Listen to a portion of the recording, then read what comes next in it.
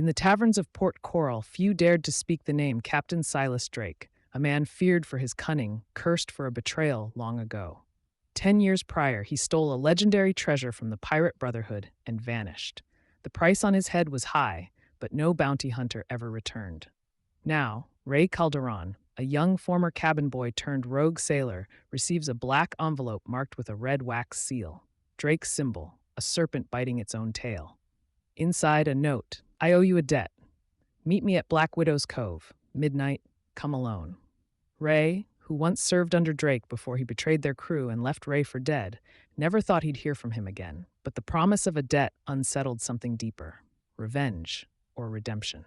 At Black Widow's Cove, Drake appears, older, scarred, and shadowed by ghosts. He speaks: I buried more than gold on Dead Man's spine. I buried something they want back. Now they're coming for it, and they'll kill every man I've ever sailed with. Help me finish what we started. Clear my debt, and you'll have more than silver. You'll have a fleet. Ray agrees, but only on one condition. If Drake lies again, he dies. They set sail on Ray's brigantine, the Widow's Whale, with a ragtag crew.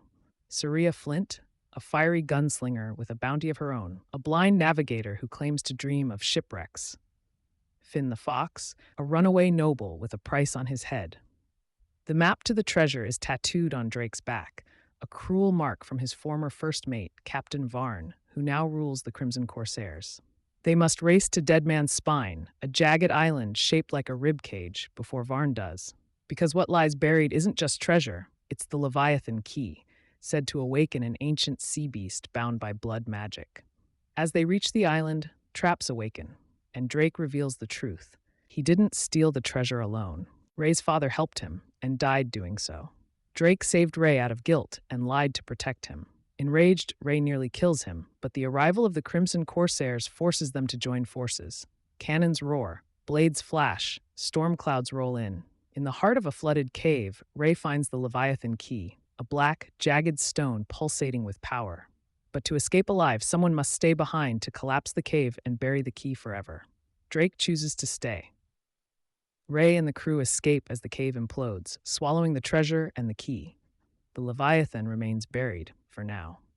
Back in Port Coral, legends spread of a pirate who paid his debt in full, and a young captain rising in his place. Ray renames his ship the Serpent's Honor, and sails under a new flag, one that stands not for